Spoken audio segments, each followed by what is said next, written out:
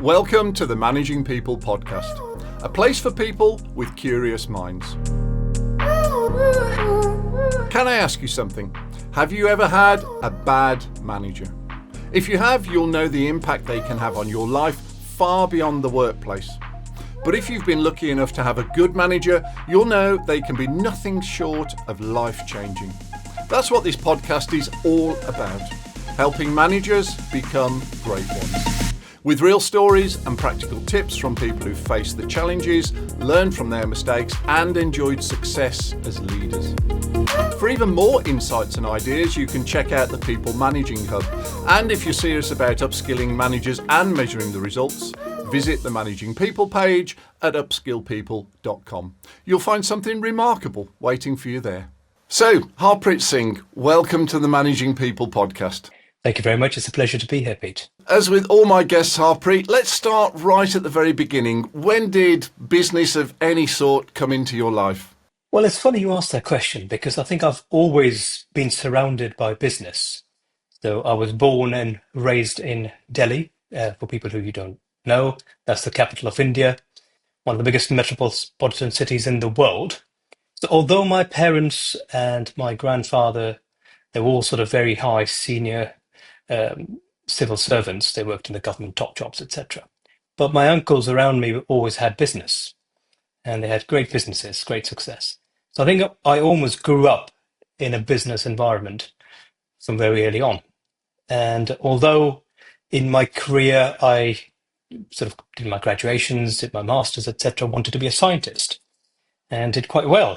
But eventually I think, life has its way to put you where you're supposed to be in a way. So I tried my bit in science, did quite well, but then eventually came into business. Early on then, what was the first time you actually had a job of any description? Was that for one of your family members? No, interestingly, it wasn't. My first job, going back years ago now, I worked in a clothing shop, as a sort of on the floor.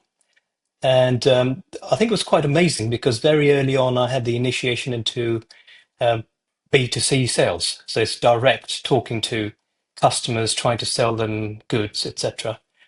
But I think that laid the foundation of understanding the customer needs and always trying to prioritize that first before we have our own, ulterior motive in what we're trying to achieve. So I think that was my first job, yeah. And did somebody teach you these wonderful B2C skills, or did you have to pick them up the hard way? I think it's a bit of both, because I think where I started, it was quite a well-known brand at the time.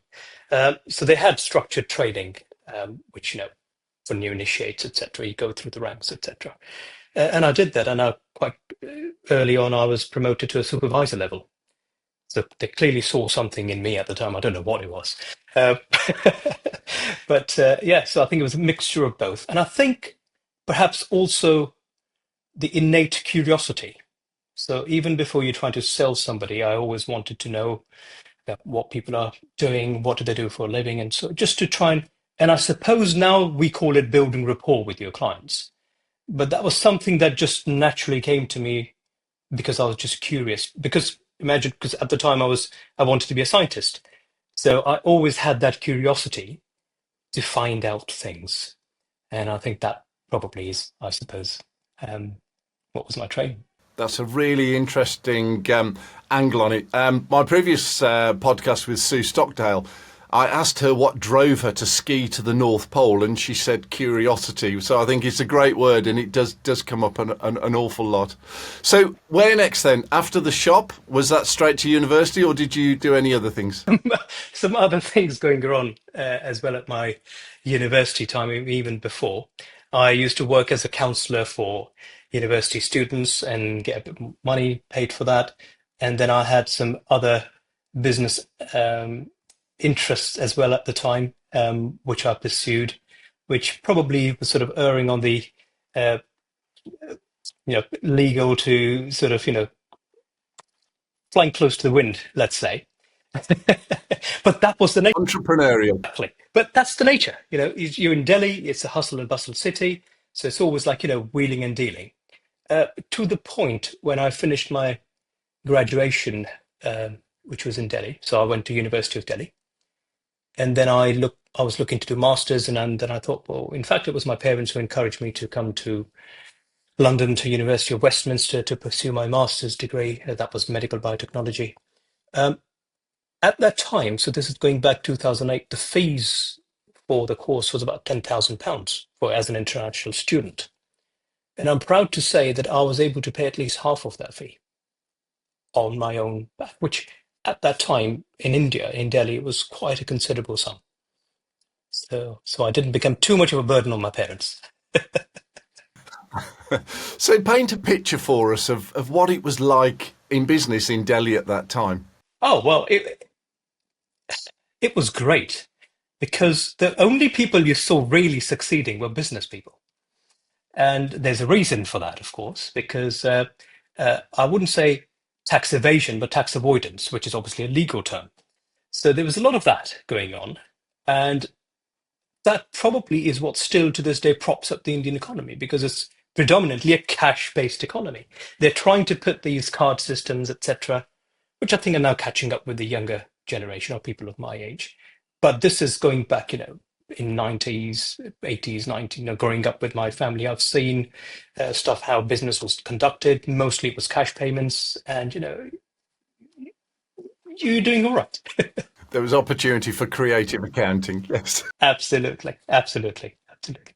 Now, you're going to have to pronounce what you did when you came to London to study because I've tried several times to read it out, and then you're going to have to explain what it is. So, what did you do in London?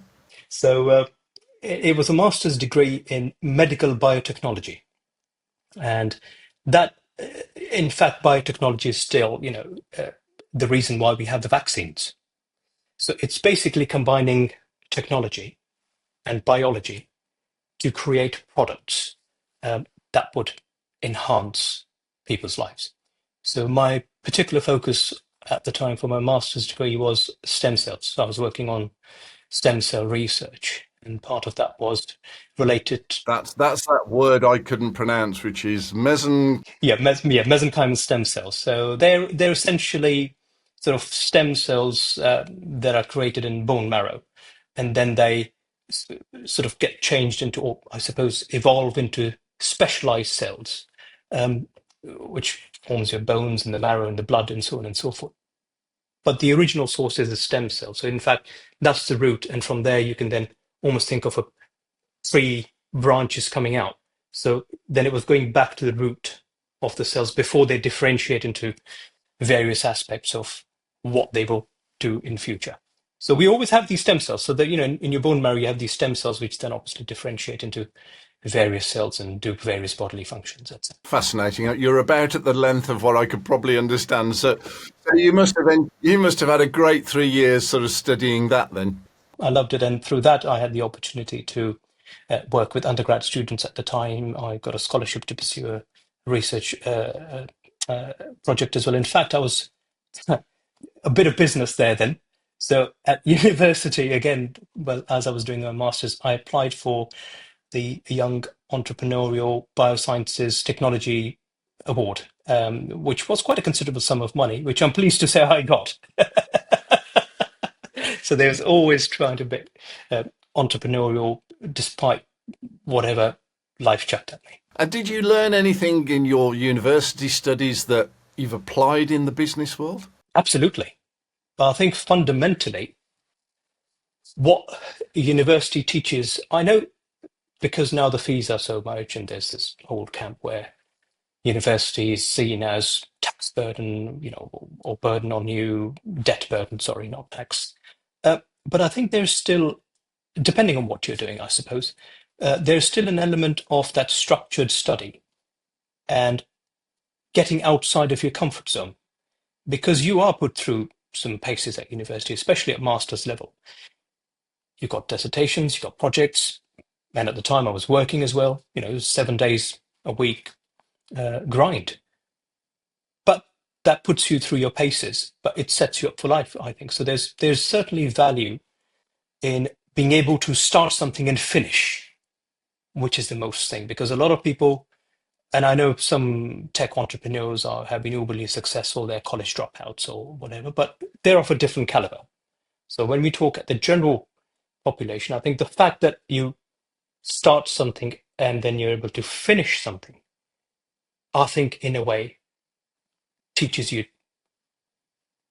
basically completing a task, whatever that might be. And on the other hand, because I was involved in science, I was always curious. A lot of work that I did involved a lot of analysis of data, capturing data, looking at, you know, understanding what to make of this data. So I think that helped me in the business as well, because you can sort of almost use that and translate that into dealing with people. So you've got to, because sometimes it's not what often's been spoken, it's what you need to understand in between the lines, what's being said. So that analytical skill, that analyzing things, taking a step back and looking at the bigger picture, I think all those skills, I have to say, I sort of learned at university. Wow. So the research scholarship ended. Um, Bit of a crossroads. What happened next? I fell in love at the time. So after university, I had the option to go um, up to Dundee, which I had never seen in my life before. I didn't even know what that place was. But at that time, I met my now wife at university. So we were at University of Westminster together. She was doing a PhD, which she managed to complete. And then we moved down to Sussex because she got a job at a global pharmaceutical, GlaxoSmithKline, as a research scientist. So at the time, I had the option to go to Dundee, go back to India, or go to Worthing. And I chose to go to Sussex. And I've got some family here as well who are in business, and they kept on battering me. But why are you wasting your time in studying, etc.? Just get into business. So I think I was always involved in a bit with the family business anyway. And that was my initiation when I thought, okay, well, if my wife is going to be in science, from experience, I know you travel where the job takes you. I chose to stay together and not separate. And I thought, well, what else can I do?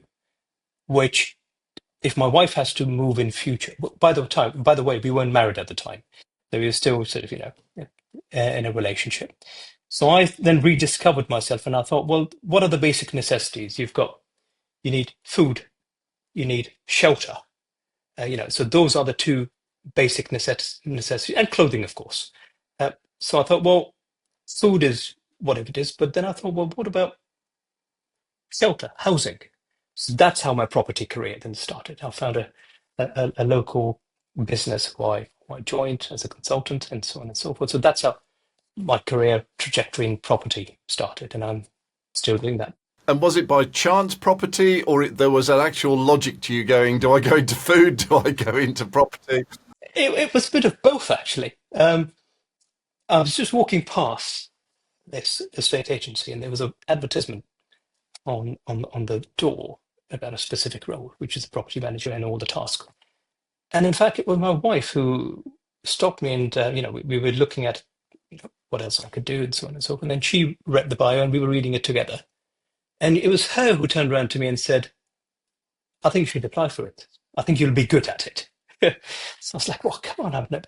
So that was the start. So I applied, got the job straight away, same day as I walked out. I got the call from the MD saying, "So congratulations," and that's how I started. And from there on, it's just built up and built up. And what was that first job? What did that entail? So it was fascinating. I thoroughly enjoyed it. It was a job in a letting agency, which was a property manager, which essentially means after the tenants have moved in. So that's the job of the negotiator. So they negotiate, do the contract and all the legal bits and bobs. And my job was to actually looking after them.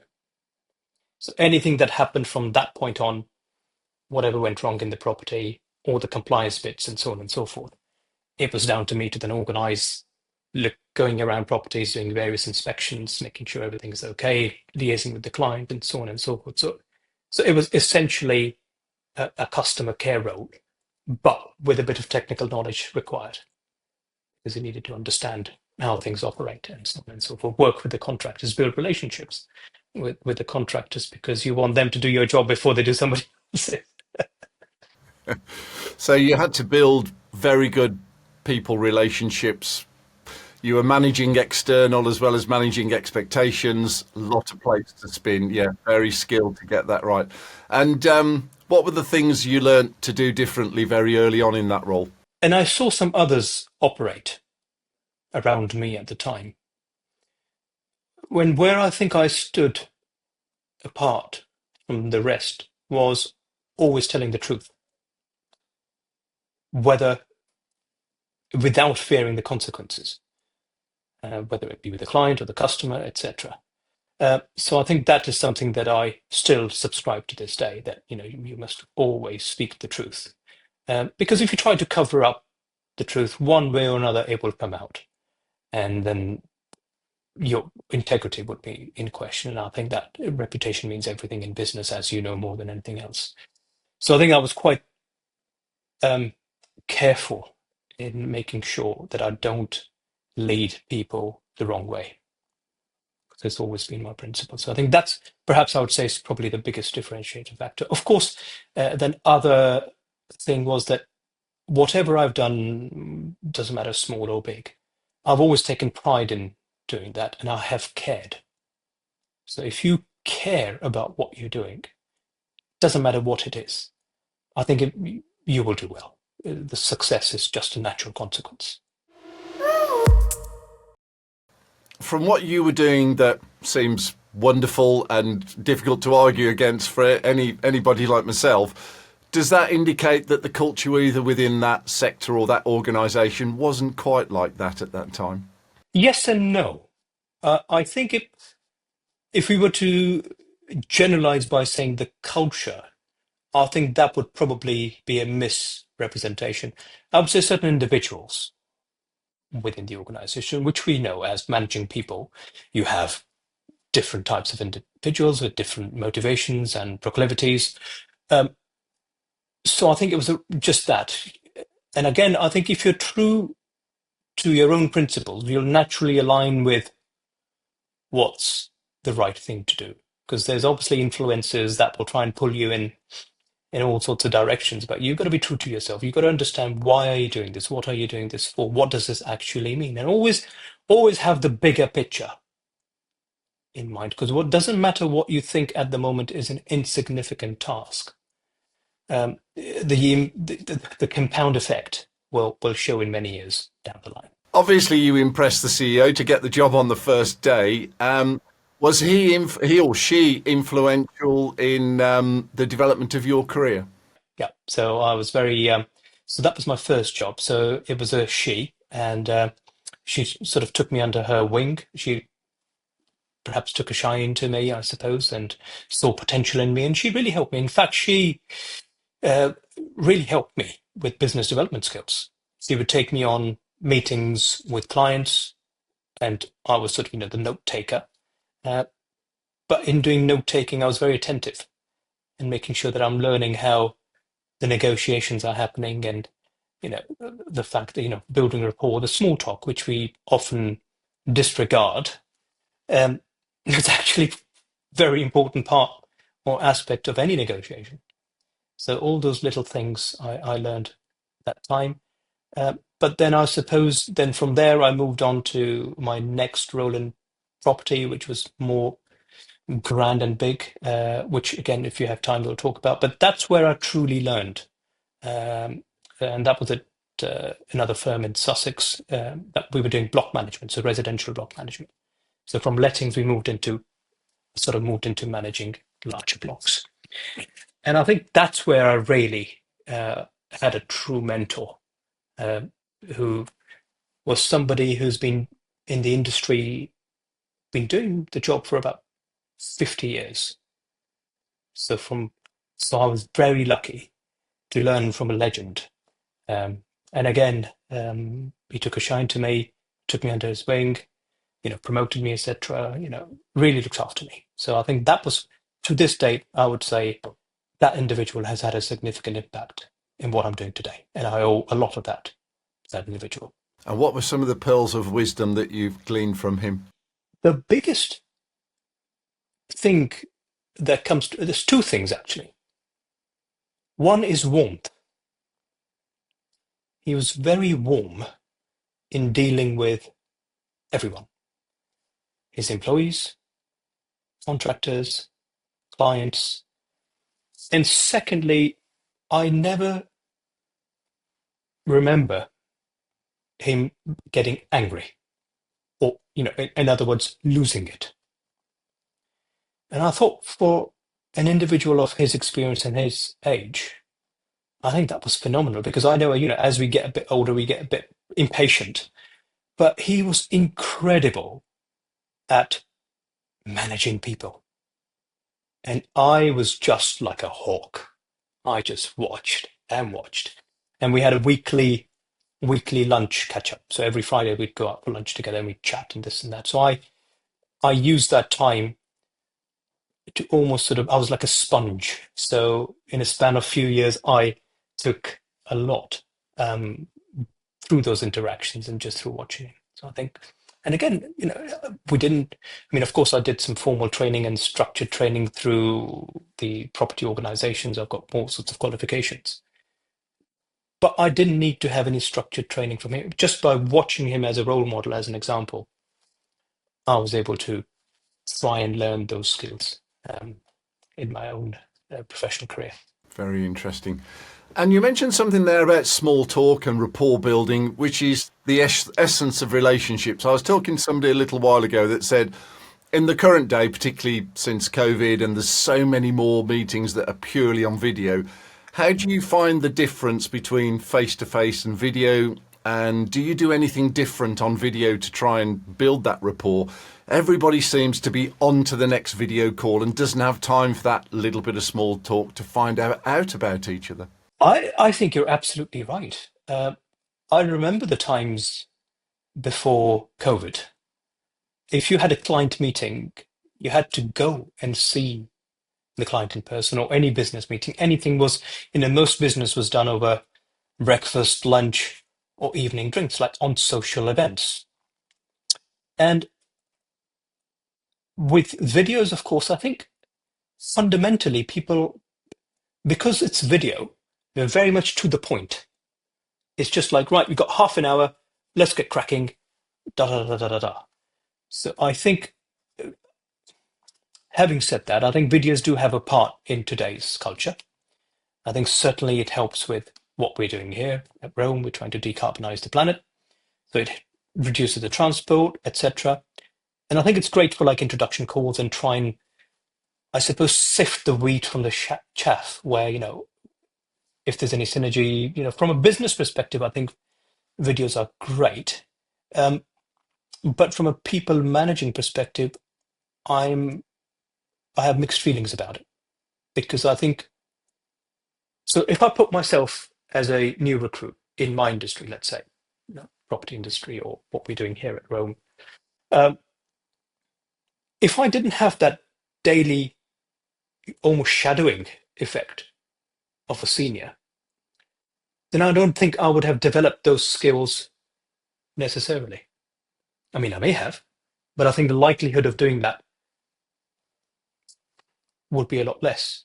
So the fact that I had that face-to-face time, in-person time, seeing the mannerism, learning from those little cues which are important in when you deal with people. I mean, as you know, in business, people do business with people.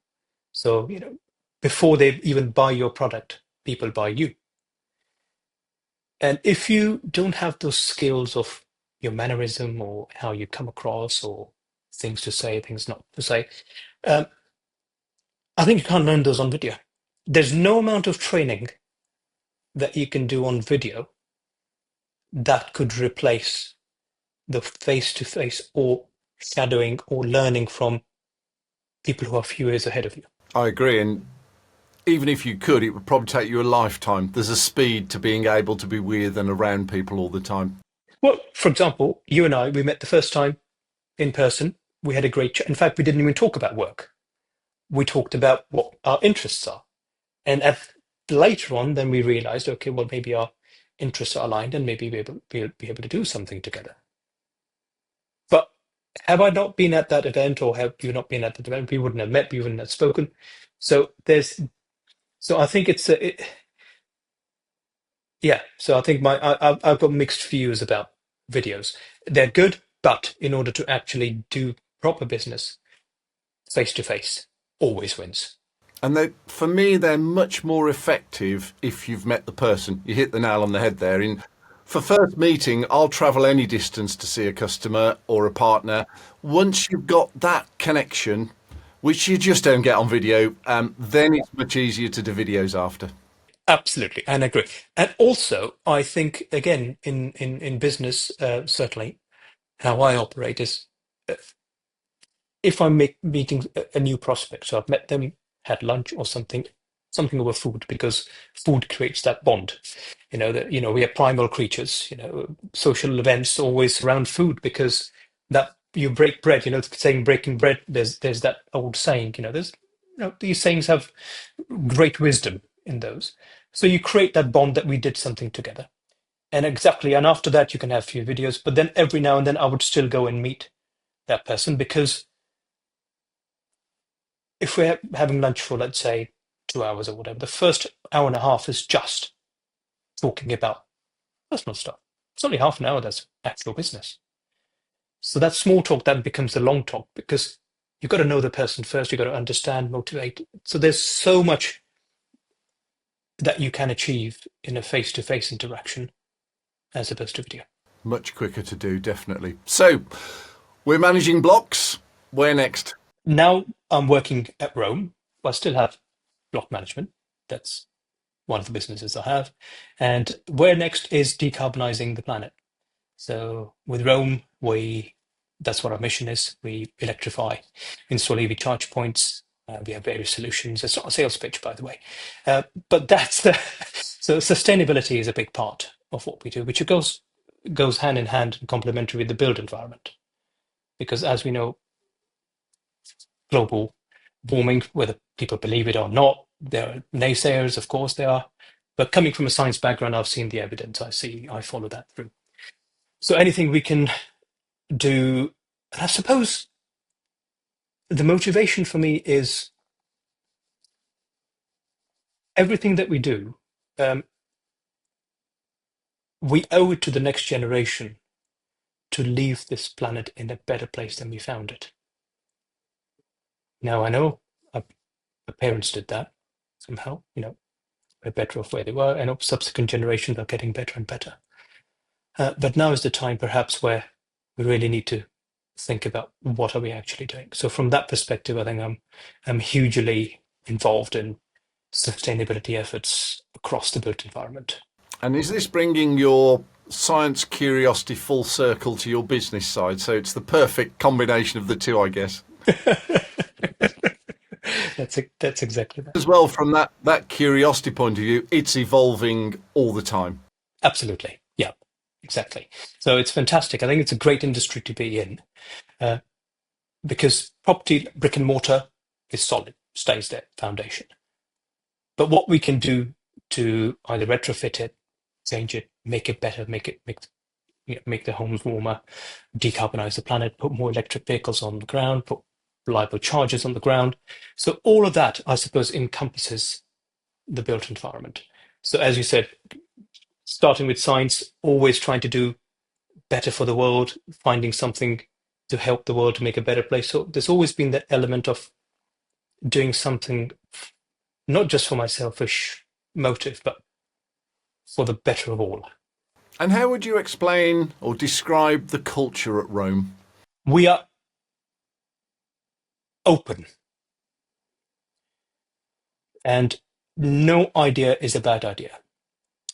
And I have to say the culture, of course, in any organization is set from the very top executive level. And I think the fact that they're always willing to adapt and change to the ever-changing market and being there for everyone to offer their guidance and support and actually work. It's one of those things where, and I think it's one of the places where the senior management, are willing to sort of roll up their sleeves and get their hands dirty when the time calls for it. And I think I'm very grateful for the opportunity here, and I think we're making significant progress. And next year is going to be fantastic for us. Well, this year now, 2025 is going to be fantastic for us. And with an organisation like Rome, it's grown quite quickly to a reasonable size. It's probably going to carry on growing. One of the biggest challenges in any business is maintaining that culture of openness and everybody getting stuck in. What are the challenges and what are the solutions to making sure that you can grow and scale but keep all the things that are important to you? Mm. It's a very good question.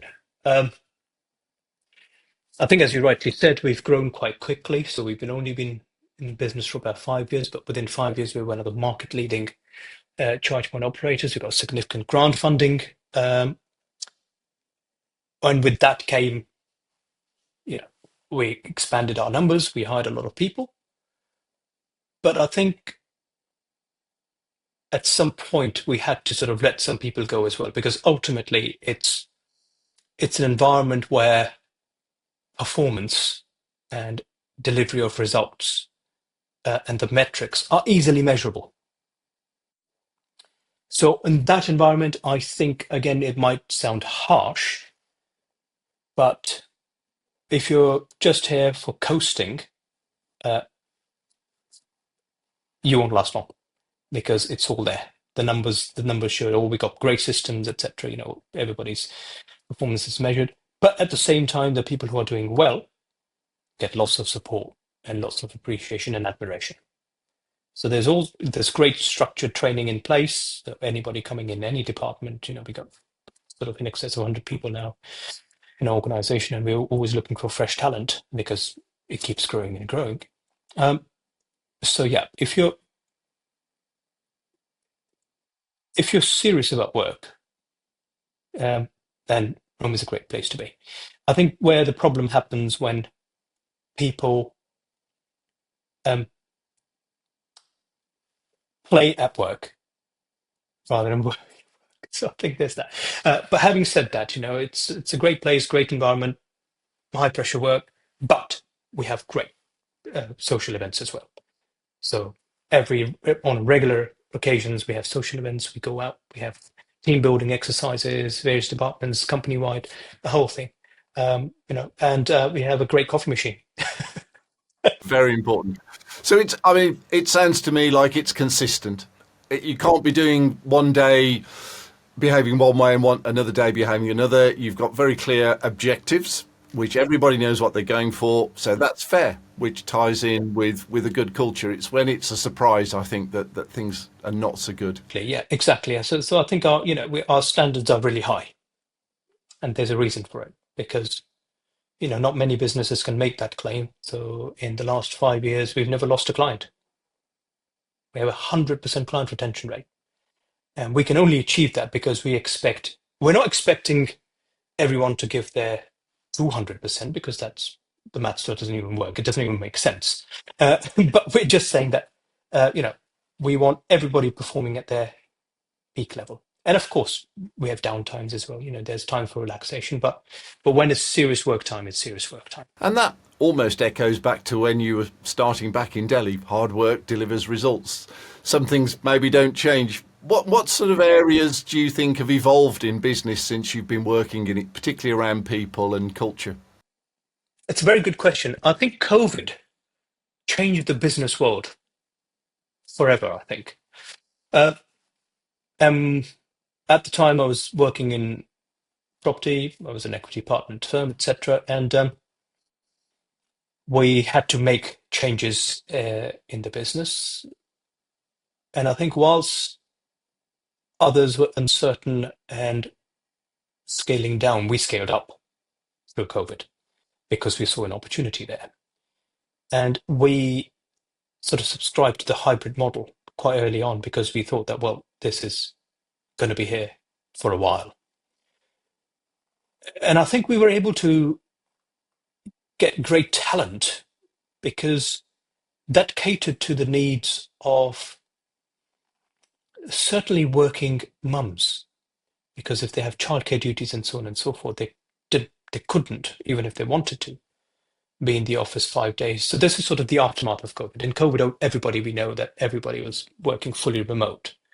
But then when we sort of came back from COVID, we sort of said hybrid is here to stay. Even when a lot of businesses hadn't made their mind up, we did.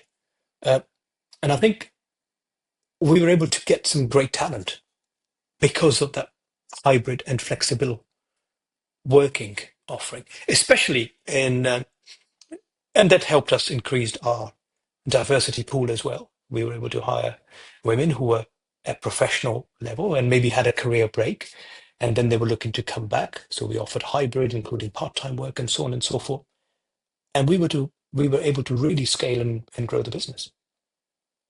So I think that's something that has changed, and I think it's a change for the good. Although now I've seen the trend where big corporations are mandating their employees to come back into the organization, almost like I think Amazon said 5 days a week or something like that. Um, I know it's sort of early days, and the effects of that remain to be seen. Um, but I don't think I fully subscribe to that model, because once people get used to the work-life balance, then I think it's very hard to go back 5 days working in the office. And again, that goes against our principles here at Rome, because we're all about sustainability. We don't want people driving 5 days, long journeys, etc. So we're really flexible. I think we sort of have work anywhere in the world policy. So even if you want to go and have a holiday somewhere, well, not holiday, but you want to travel somewhere, work from abroad for a month or something, or whatever that is, we're happy to, we in fact encourage that. And I wonder if those organisations who are struggling with hybrid and are forcing people back to the office, you hear comments such as, we're not sure the people are doing what they should be and we'd rather keep an eye on them. Your approach to having very clear objectives means as long as you're getting the job done and it's measured and everybody understands, surely that's the secret to hybrid working. That is the ultimate secret. And that goes back to the premise of this podcast about managing people. So I think if the C-suite have concerns whether people are working or not, or what they're doing or not, or they're skiving, etc., well, I think that's probably down to the middle management to be blamed, because they're not managing the expectation upwards. So they might be managing downwards, but there's a whole different category of skills that you need of managing upwards. So I think, again, it all comes down to managing people, because as long as your objectives are clear, what's expected, and that's delivering within the time frame, it doesn't matter where the employee is working from. Of course, time zones might have a factor in as well, but as long as the work gets done, and the manager, which is their role, is to make sure that they are then reporting that upwards, it should be okay. So I'm not sure where the actual problem is. I mean, I have my own theory on this, which I'm happy to share, as to why they're mandating residents to come back. Now, obviously I work in property, so I've got a bit of a knowledge. And I think what's happened is, because all these big corporations have assets, commercial assets. And I think in commercial world, what happens is your sort of asset value is based on the rent, etc., so on and so forth. So empty buildings reduce in terms of the asset value. So I think the drive is probably, I think, so I think the productivity is being used as a false pretense to try and get better numbers on the balance sheet. So I think that perhaps is the bigger issue, which obviously they're not openly talking about, because, in terms of productivity, I think again, if you've got KPIs, that the deliverables, and you've got a plan to action those and support where necessary.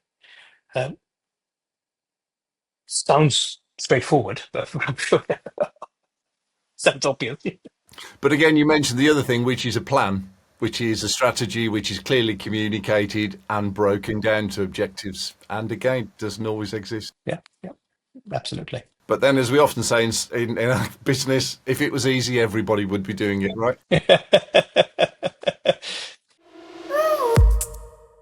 Now, look, Harpreet, I know you love working at Rome as well as the things you do in property. What's your dream job? That's a very good question. Um, my dream job is, well, actually, I sort of have my dream job already because I work in property and that's my passion.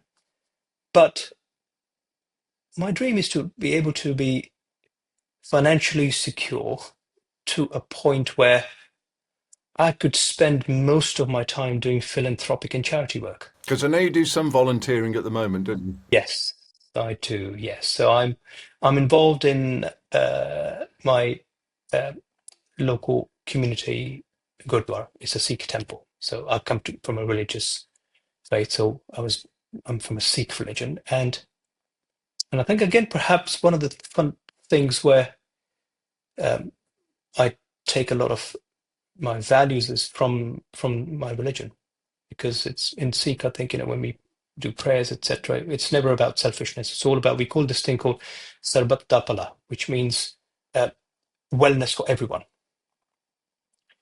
So I think my dream job would be to be financially secure so I can just do philanthropic and charity work. That'd be my dream job. Well, it's achievable, hopefully, one day soon. Well, the other thing, and this is typical of when you meet somebody as opposed to doing a video business call, is I happen to know you're exceptionally good with golf tricks, Yeah, yeah, those are hobbies.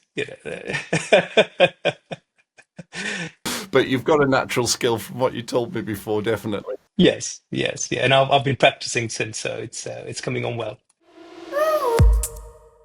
Now's the point where I ask for some recommendations. Could be books, people, ideas, gurus, websites. What have you got for me? Quite a few things. So I think, in terms of managing people, I think before we even start thinking of managing others, we got to work on ourselves first.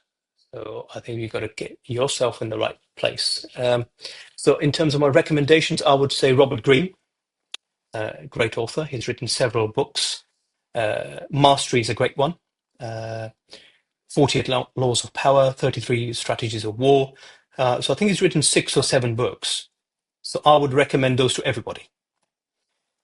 And I think what was quite significant in my journey so far, and still is to this day, is Jordan Peterson.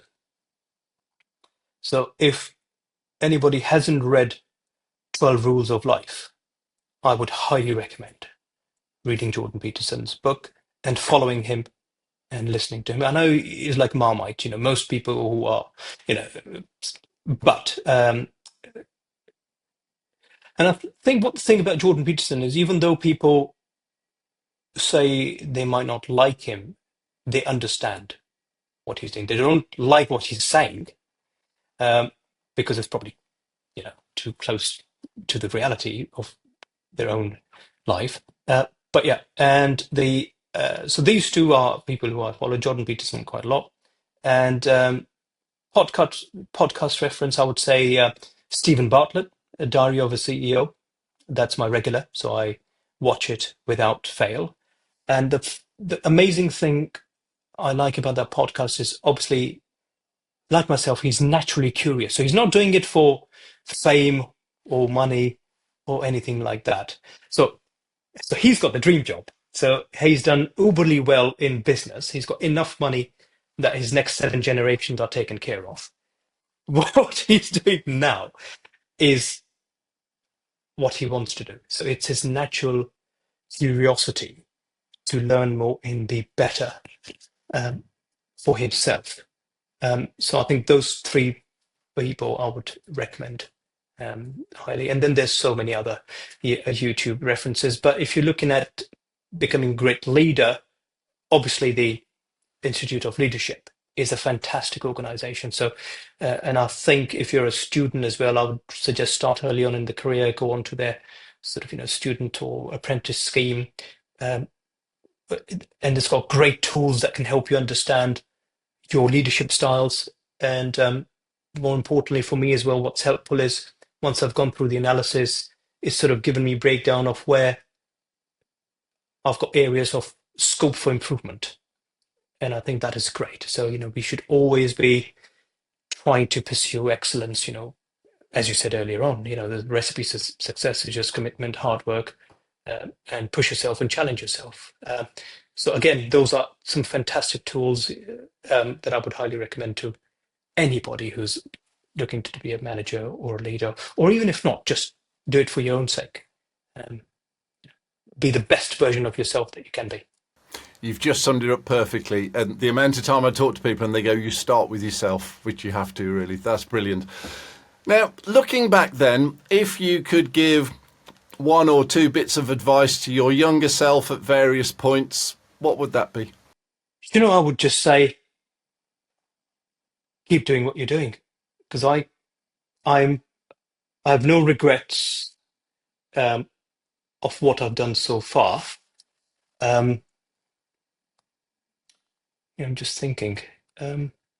No, I don't think I have any advice for my younger self. I know it might be quite unusual because your guests might have loads of advice for the younger versions of themselves, but I'm quite contented in where I am, and what I appreciate that life is, you go through ups and downs. So if you got up, Marcus Aurelius, as he said, this too shall pass.